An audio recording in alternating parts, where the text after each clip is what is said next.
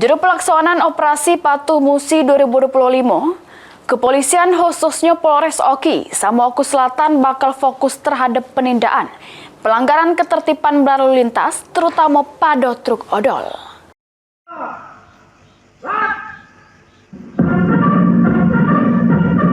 Juru pelaksanaan operasi Patuh Musi 2025, Polres Oki, Samoaku Selatan menggelar apel gelar pasukan.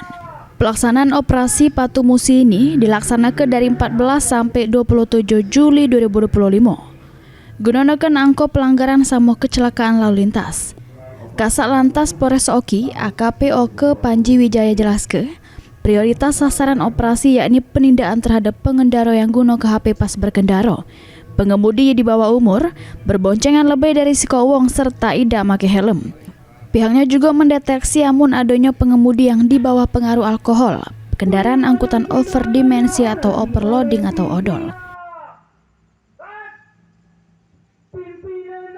Baik, terima kasih.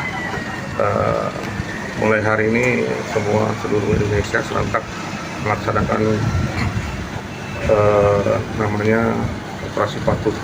Untuk di Sumatera Selatan itu operasi Patuh Musi 2025, yang mana pelaksanaannya selama 14 hari dimulai hari ini sampai dengan tanggal 27. Ada berapa personil diterjunkan untuk operasi patuh?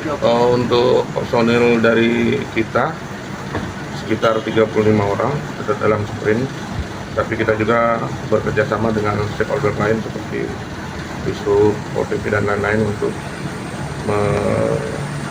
melancarkan atau membuat kelancaran di Kabupaten Oki ini untuk tertib lintas. Untuk target sasaran, Pak?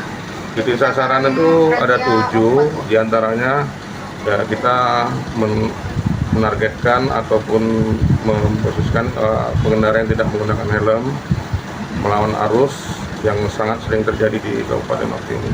Berapa lama itu? Untuk operasi 14 hari, Pak. Sementara itu, Polres Oku Selatan mengincar sejumlah pelanggaran yang dilakukan oleh pengendara, diantaranya pengendara di bawah umur, di bawah pengaruh alkohol, melebihi kecepatan, berboncengan lebih dari sikowong, tidak pakai helm SNI, serta pelanggaran lainnya.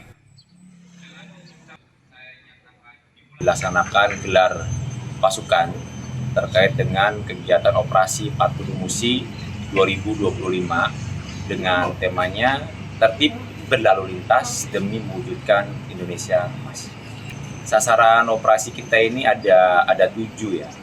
Ada 7 beberapa hal seperti pengendara yang tidak menggunakan helm SNI, kemudian juga pengendara yang berbonceng 1 orang lebih, kemudian juga yang tidak menggunakan safety belt dan beberapa target-target lainnya.